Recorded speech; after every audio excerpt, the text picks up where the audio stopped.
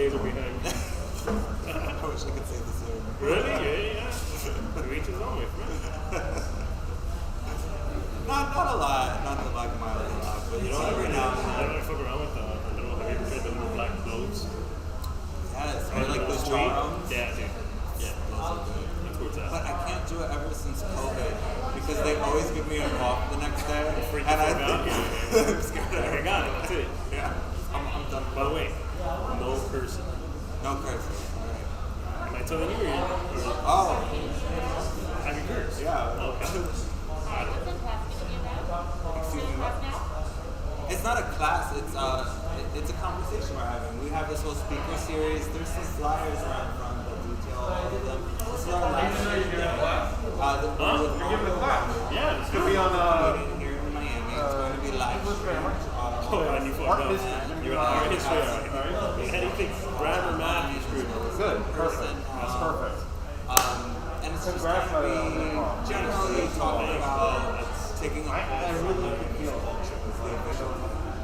I hope you watch, you know, like. Well, yeah, it's hard. Yeah, it's not. When they're not really, I mean, I'm very egotistical. So, well, yeah, right?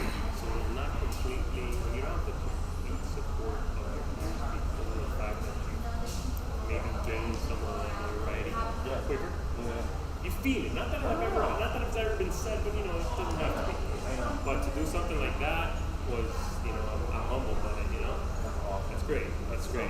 People showed up and Well, that was a good vibe too. Huh? sick, dude. Sick. You enjoyed it. And the way I'm doing things is kind of like the Chappelle Block Party kind of vest. Yeah. With a DJ, and I do the music, and I don't know how long you follow me, but I do a little Uzi, the rapper part, bring people on. It's a, you know, it's a great, yeah, it was a great vibe. It really was. It really was. Back up.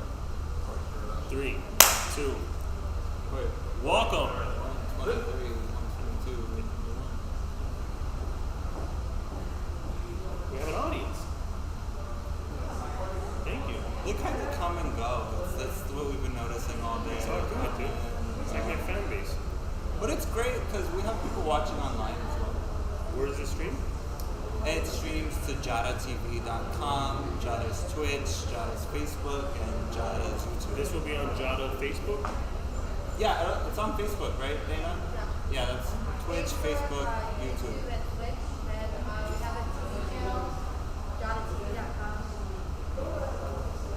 It's second year, right? Good. Good. That first year, we didn't stream the talks last year, did we? No, we didn't have this yet. We started this March, after the pandemic. Right. Yeah, we recently did one in October for Jada's first international art fair in Paris. Really? That was cool. That was really fun. And unfortunately, we were all supposed to go in person, but because of travel restrictions, a lot of us couldn't go. But we were still able to be there virtually. Yeah. It's fun. Yeah. That's awesome. Just like so many people that would be here otherwise can't join in person, but watching virtually. My grandma is all ready to watch. So you prepped her up, she's ready to go. Good. Damn.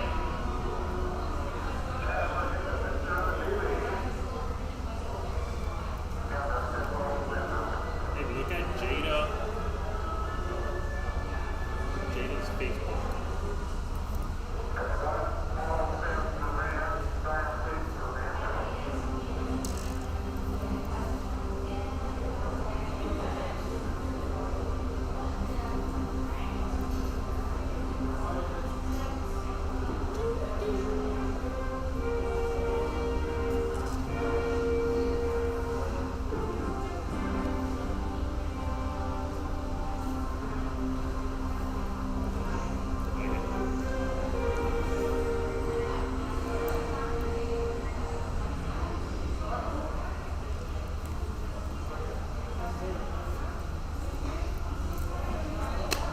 Slate.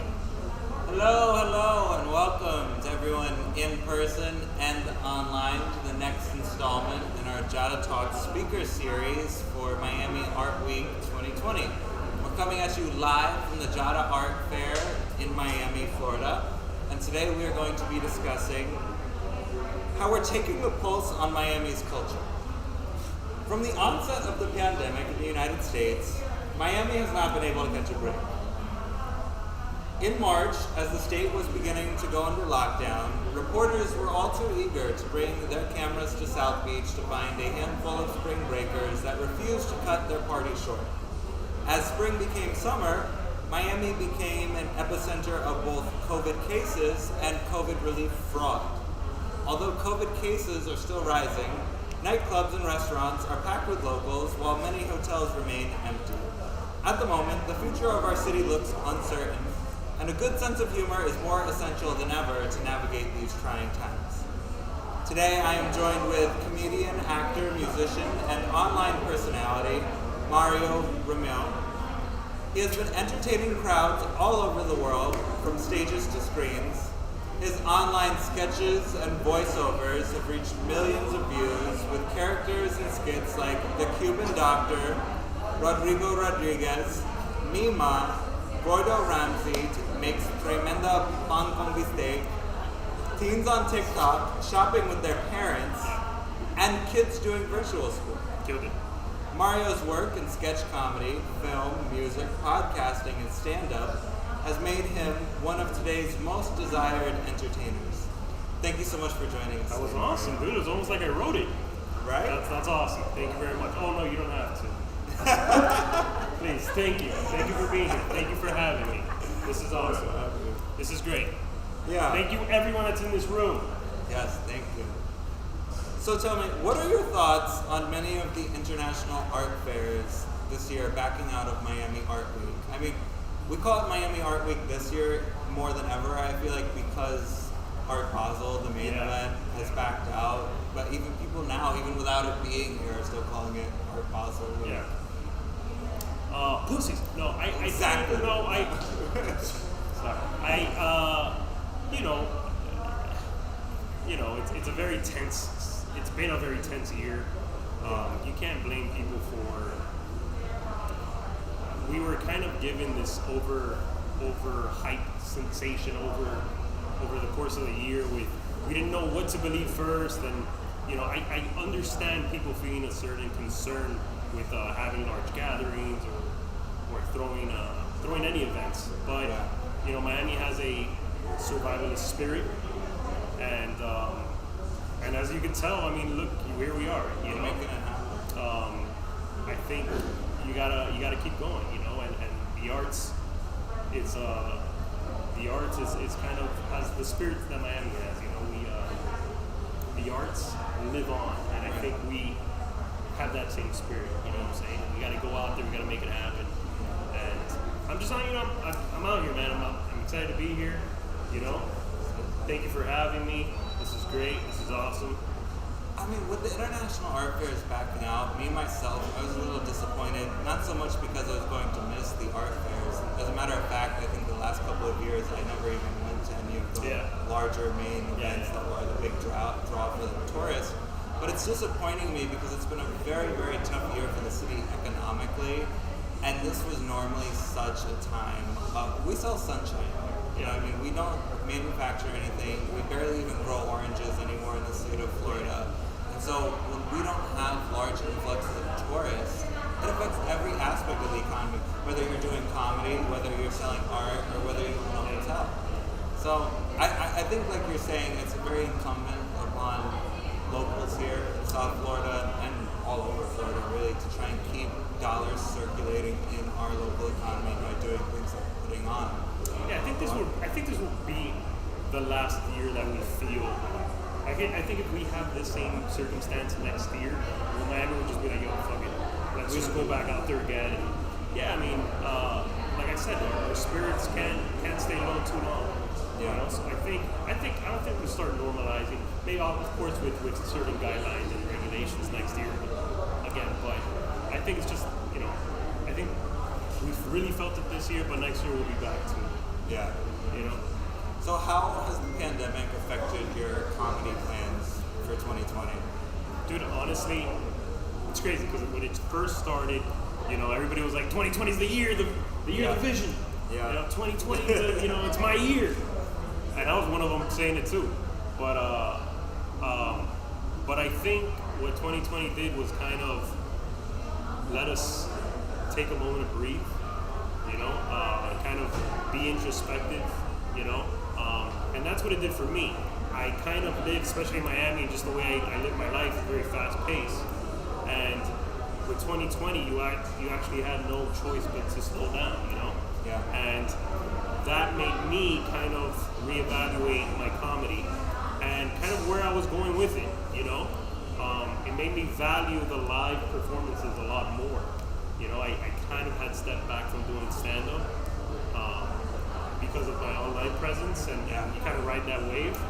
But after so many months of just not being out, not seeing people, not feeling that live interaction, it made me miss it. It made me reevaluate the way I was going about my comedy. And to be honest with you, the second half of this year has been, for me, comedy-wise, has been great. I think people valued that. I think people, more now than ever, people want comedy. People need that laugh and kind of that positivity. And I think people really started connecting a lot more on a personal level with me. So when I did do a live show, I just sold out the Miami Improv, not a big deal. But you could tell the energy was there, obviously following the regulation. But the energy was there. People wanted to come out. People wanted to have a good time. And man, just to hear that laugh, So I think 2020 for me was a evolutionary year. Yeah. And you're 100% right. Now with the pandemic, I think more so than ever, there is this greater demand for content, comedy. But unfortunately, people aren't always at liberty to access it, depending on where they live, their personal circumstances. So what was your strategy to promote your comedy online after the lockdown began and it was very uncertain when you'd be able to do it in person? Well, I've always used the online as my stage away from the stage, I always used it as a marketing tool. I've always used it. I never treated online like a secondary thing, So nothing really changed. I just kind of focused more on being consistent with the online stuff, on a day-to-day. Whether it was a video or just going live and talking shit, I think people, just because of how we've been, in the lockdown and the quarantine, I think whether they knew me or not, they felt a sense of family, a sense of positivity, whichever way I was feeling, just to go on there and spread some joy and crack some jokes or do a podcast and talk about whatever problem I had with my daughter. I felt like this was a year to really connect. With social media, and that's what I used it for. I did a lot more live stuff, and things like that.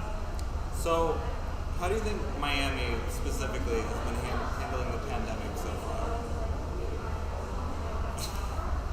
I mean, look, it's a new thing.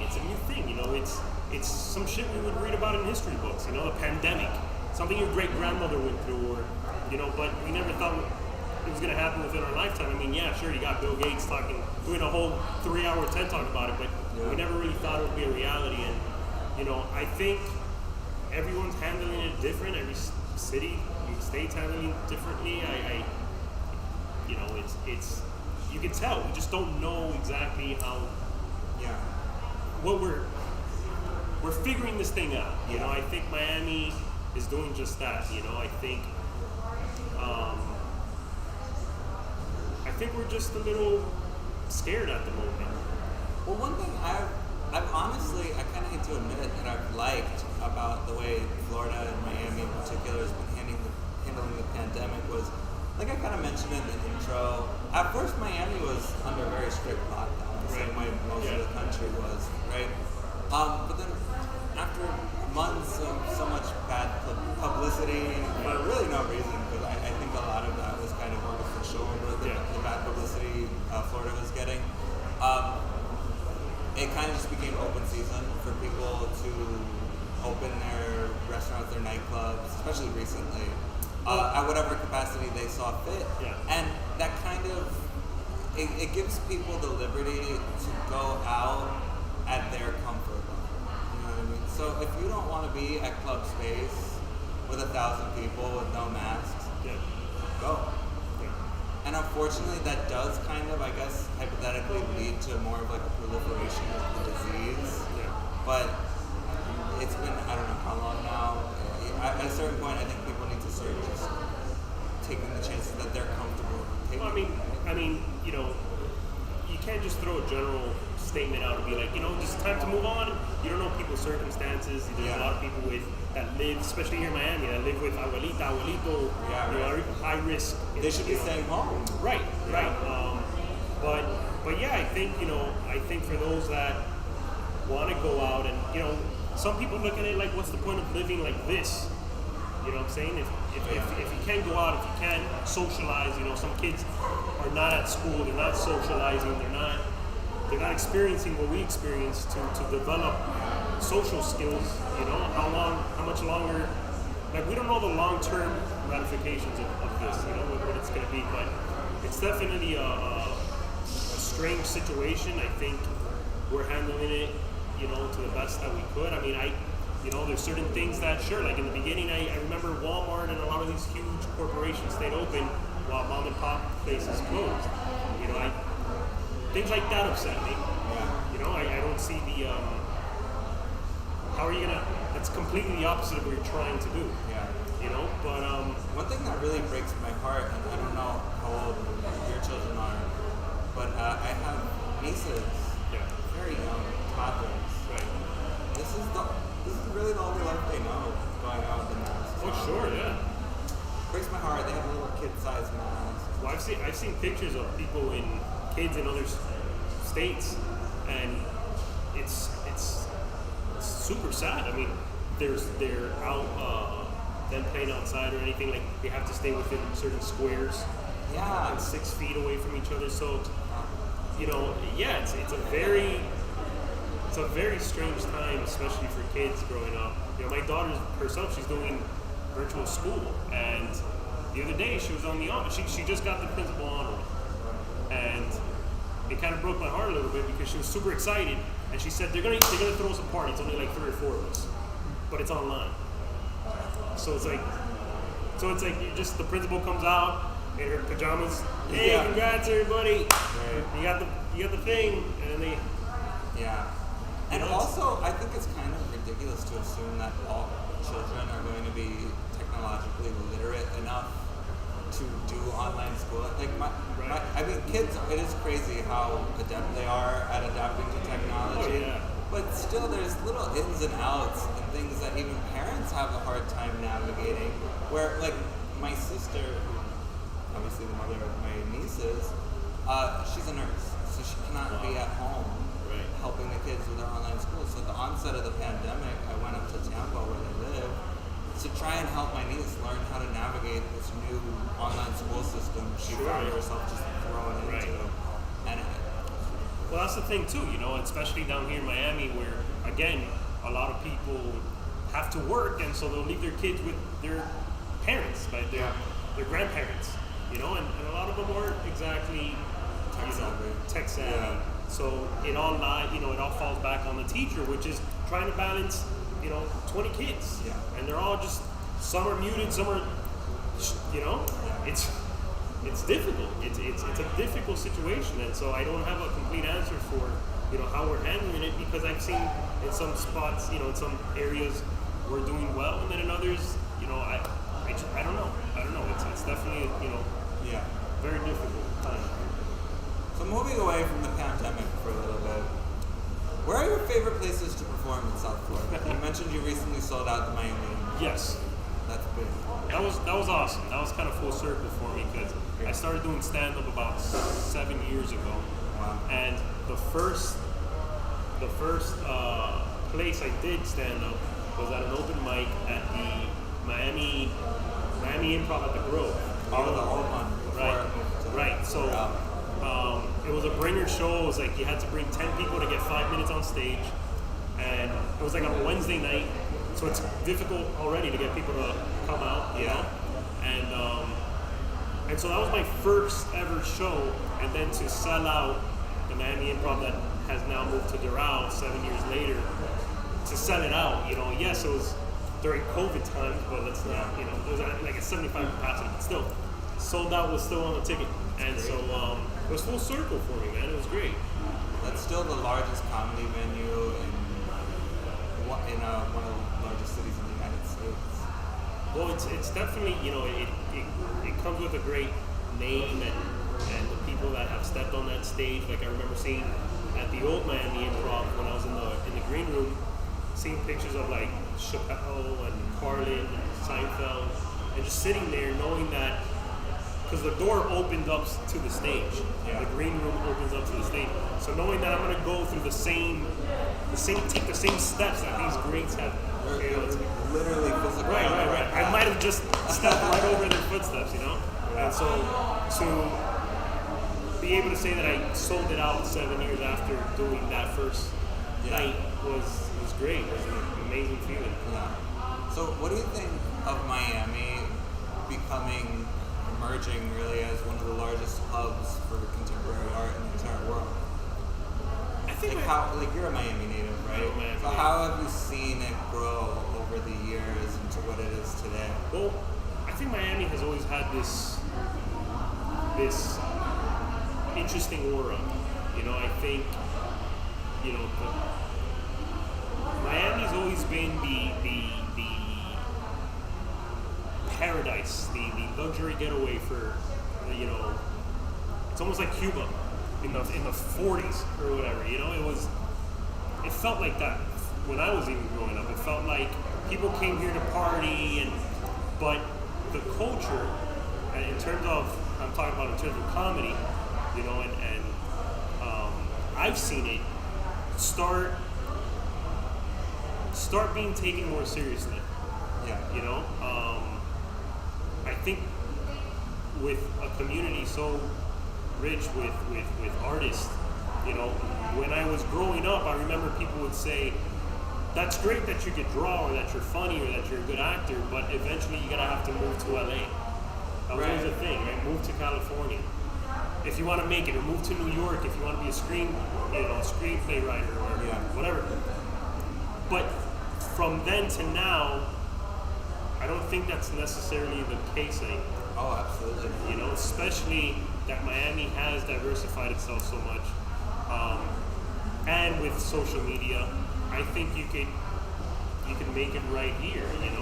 This is a major city, and I think it's finally caught up. The arts and all that is finally starting to be respected enough, where you can make it right here. Why not?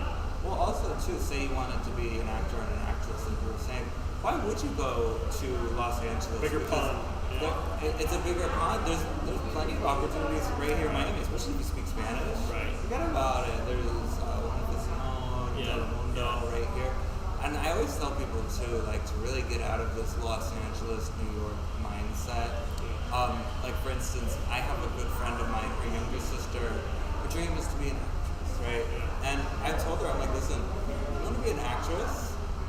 First of all, you can do it staying here in Miami. You speak Spanish, and you'll get all these great roles right here in Miami. But if you really want to leave the nest, go to college, study how to be an actress, go to Atlanta. Atlanta. Half the movies in the country are being filmed in Atlanta right now. That's true. Barely anyone lives there. I mean, that's an exaggeration. It's a very cheap place to live. Young Hollywood, kind of, Yeah. Why would but no, you need the glamour, the missing glamour. I just saw a friend of mine that I started doing comedy with here, and I'm watching Cobra Kai, the Karate Kid. They made like a 30-year later series. It's called Cobra Kai. And I'm watching the series, and it's great, by the way. And here comes my friend. He's one of the inspectors in one of the scenes. Yeah. I'm like, what the hell? So I call him. I'm like, dude, you're in. He's like, yeah. He moved to Atlanta. Yeah. And he just started landing roles, and that was one of them. And you know why that is too? In everything you see shot in Georgia, whether it's The Walking Dead or Cobra Kai or anything that Tyler Perry is making. Tyler Perry, yeah. Yeah. You see this Georgia peach in the opening credits. And it's because they offer these tax incentives. They want to be competitive to places like California and New York. They say, we have all this land out here, we have all this talent, come here, get a piece. I really think Florida should start doing something similar. It's kind of difficult to shoot in Miami. I thought for a long time Homestead was going to be the hub for that. Could be. We have enough land out there. Yeah. It's still virgin land to an extent. Yeah. And for a while, I really thought. In fact, I think I even read something about that. But again, something with the taxes, or but yeah, absolutely. I think Miami should be one of the big cities for the entertainment in New York. You know, we have great weather, we have great people. You know, sexy ass people. You know, we got great spirits. Why not? I think it's time. I think it's really time that we come on. They're just sick of everybody being late. Like we can't film anything in Miami. I was here pretty early. So everyone's break like, down the stereotype. There's always the joke about Miami time. Yeah. It is kind of hard to get around in this damn city, though. I will say. Well, yeah. I mean, because we're a little, we're overpopulated. Too many cars, not enough roads, not enough public transportation. Yeah, people. But not as bad as New York, though. I went to New York. I went to New York once, not that long ago, and we were waiting to cross, and some guy jumped in front of a taxi, and like a movie, he smacked the hood. He goes, "I'm walking here." Oh yeah. Like a movie. And that's just their attitude. They're constantly. So coming back here, yes, we have bad traffic, but we're not that overpopulated. No. Not yet, I think. You gotta take the subway to be on time in New York because the cars are gonna get stuck in traffic. And you gotta time it right. Even my girl had problems trying to. So hey, are you coming on or are you leaving? Are you coming in or are you coming out? Like, dude, why is everybody so heated? Well, even then, you run the risk of the train breaking down. Right. Oh my gosh, I'll never forget that. Talk about a train breaking down. Have you guys ever ridden the tri-rail? Yes. The Miami tri-rail. I just moved here. I want to believe in public transportation. I'm from New York originally. Oh, yeah, I'm talking shit. I want to believe in public transportation, but Miami makes it hard. Let me tell you my first two experiences with public transportation. Forget about the tri-rail. Do you know the Metro Mover in downtown? Sure. So I just moved into my apartment. I live near a Metro Mover station, and I was with the guy I was dating at the time, and we thought, let's go on an excursion to the History Museum. We'll take the Metro Mover. It's free public transportation. It'll be fun. So it's free, right? It's free for anyone to use. We walk up on the platform. We're standing there, and you hear the little alarm. Train is delayed 15 minutes. Train is delayed. I'm like, what the hell is the train delayed for? Whatever. We're just standing there. We're standing there, waiting, getting tired of waiting. And all of a sudden, at this point, the platform's pretty crowded. Some guy just tweaking on I don't even know what, just staggers up the up onto the platform. He goes this way, he goes that way, and then just hits the train tracks. Everyone's screaming, "Oh my God, he hit the train tracks!" And at that point, we're like, we're not going to the museum anymore. It's beautiful. Forget about it. Oh yeah, no, it's not as we don't take it as often as New Yorkers do. Yeah. So it's a bit of a treat for us. Yeah. But yes, you get the occasional crackhead in there that That'll just clog up the public transportation. Yeah. My girl would take it to go to work in downtown. Yeah. And sure, she's there early, and the conductor's eating a sandwich. It's gonna be a 45-minute delay. Oh my gosh. Even though you're there early and you're ready to go. Yeah. So maybe New York they're a bit more punctual. A little more I'd say. consistent. They're more consistent. Yeah. And for us, again, taking the Metro movers and that, sometimes it's like a bit of a treat. Like, hey, let's go to Bayside. We'll just jump on it. For New York, it's essential. Yeah. It's the way you travel. Exactly.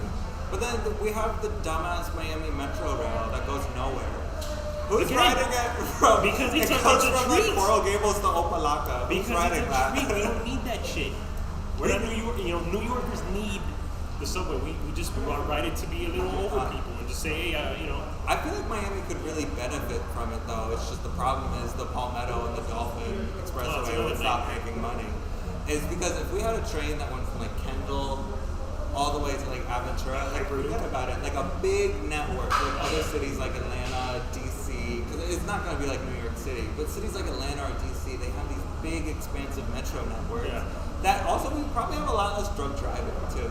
Because if I had the option, like say I lived in Kendall and I wanted to go out to Brickell for the evening, and I could just take a $2 train instead of a $30 Uber, what am I going to take? You know? That would be great, but then that would mean there would be some reasoning and logic to it, and we're not and competition for the Palmetto Express. Right. Which now they like closed off, and now there's like an express lane in top of the traffic. Yeah. Where it's like 4 people. You see the same 4 cars every day. Or the little stretch of I-95 here with the orange poles. Right, that everyone just drives. Yeah. How do we over. complicate these things for people? Do you know that's technically like literally the most deadly stretch of highway in the United States? Like I-95 from Miami to Fort Lauderdale. And I mean, we see wrecks there all the time. We used to drive on the road every day. Oh man. Sometimes like I live downtown, right? I'd rather take Biscayne like all the way up to Aventura than take 95 just because I don't want like the nightmare scenario. It's really like Mad Max once you It is. People, people drive at their own risk, man. Yeah. People are very welcome to Miami. Drive at your own risk. Absolutely, yeah. People are, it sucks, but yeah, a lot of people drive like they're the only ones on the road. Well, Mario, thank you so much for joining us today. It was a pleasure speaking with you. Thank you. Everyone, thanks for tuning in online. Be sure to go to JadaArtFair.com to check out the rest of the programming we have planned for the weekend. Everyone have a nice evening. Stay safe. Wear your mask.